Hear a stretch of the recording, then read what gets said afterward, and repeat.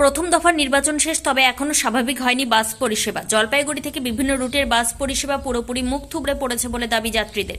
বাসে যাত্রীরা দীর্ঘক্ষণ লাইনে দাঁড়িয়ে থেকেও বাস পাচ্ছে না, যে কারণে নির্দিষ্ট সময়ে কর্মস্থলে কিংবা গন্তব্যে পৌঁছতে পারছেন না অনেকেই। উল্লেখ্য, বিধানসভা ভোটের কাজে সরকারি ও বেসরকারি অসংখ্য বাস নেওয়া হয়েছে নির্বাচন কমিশনের পক্ষ থেকে। প্রথম দফার নির্বাচন শেষ, এখন দ্বিতীয় দফার নির্বাচনের জন্য বাসগুলি ব্যবহার করা হচ্ছে। এর জেরে জেলা জুড়ে বাসের ঘাটতি, পর্যাপ্ত বাস না পেয়ে কয়েকদিন থেকে যাত্রীরা ভোগান্তির শিকার হচ্ছে। হাতে গোনা যে কয়েকটি বাস চলছে, সেই সব বাসে গাদাগাদি ভিড়। শিলিগুড়ি, ধূপগুড়ি সহ বিভিন্ন রুটের বাসের সংখ্যা যথেষ্ট কম বলা চলে।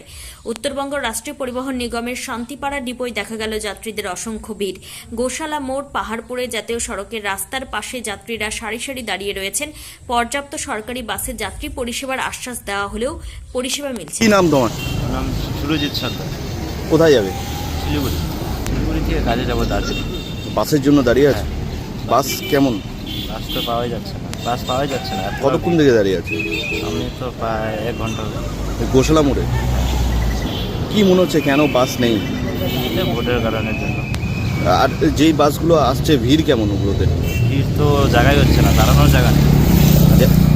কি মনে হচ্ছে যাওয়া যাবে এই অবস্থায়? এই অবস্থা তো মনে হচ্ছে যাওয়া যাবে না। কি করবে তাহলে এখন?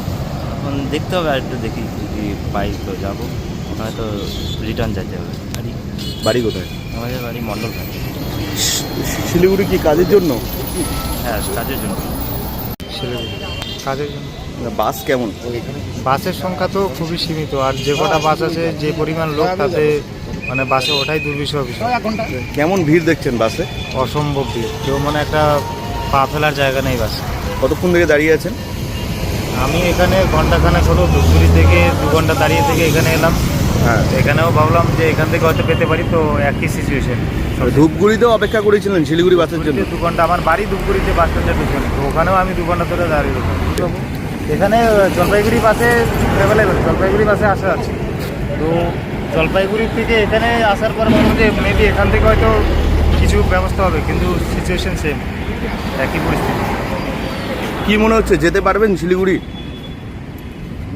জানি না কি হবে পরিস্থিতি এখন। ইভেন যে ছোটো গাড়িগুলো যায়, সেই ছোটো গাড়িগুলো দেখতে পাচ্ছি না, যেগুলো কমার্শিয়াল গাড়ি যেগুলো, সেগুলো। কি কারণে মনে হচ্ছে বাসের এই অবস্থা? বাসের তো তো স্পষ্ট বিষয় যে ইলেকশনের কারণেই এই অবস্থা। অনেক বাসে এখান থেকে ডিউটির কারণে বাইরে চলে গেছে, সেই কারণে বাসেরও একটু ক্রাইসিস আছে। আর এই মুহূর্তে লোক সংখ্যা অনেক বেশি, যারা বাইরে থেকে এসে ভোট দিতে, সে কারণে যাত্রীর সংখ্যা অনেকটা বেশি। না, আমি অ্যাকচুয়ালি যাবো গ্যাংটক। তো আমি একজন প্রফেশনাল স্পোর্টস পার্সন, তো আমি ওখানে যাবো খেলাধুলার কারণে যাবো। শিলিগুড়ি থেকে আমার গাড়ি রিজার্ভ করা আছে, বাট শিলিগুড়ি পৌঁছানোটাই এখন চ্যালেঞ্জিং ব্যাপার হয়ে দাঁড়াচ্ছে। কি নাম আপনার? প্রণয় সাহা। প্রণয় সাহা। আপনার পরিবারের কোনো সদস্য কি নেশা বা দীর্ঘদিন ধরে মানসিক রোগের মতো সমস্যায় ভুগছেন? স্থায়ী সমাধান পেতে চান? তাহলে আজই চলে আসুন গঙ্গারামপুর পুনর্জন্ম নেশামুক্তি কেন্দ্র, কালদিঘি হিমঘরের পাশে। এখানে নেশা, মানসিক রোগের চিকিৎসা, পুনর্বাসন, মেডিটেশন, যোগব্যায়াম, কাউন্সেলিং ও ডাক্তারের পরামর্শ দিয়ে রোগীকে সুস্থ করে তোলা হয়। আপনার প্রিয়জনকে সঠিক পথে ফিরিয়ে আনতে সর্বদা পাশে আছে গঙ্গারামপুর পুনর্জন্ম ডি অ্যাডিকশন সেন্টার এবং চ্যারিটেবল ট্রাস্ট। আমাদের ঠিকানা দক্ষিণ দিনাজপুর, গঙ্গারামপুর, কালদিঘি হিমঘরের পাশে। যোগাযোগ 8670149220।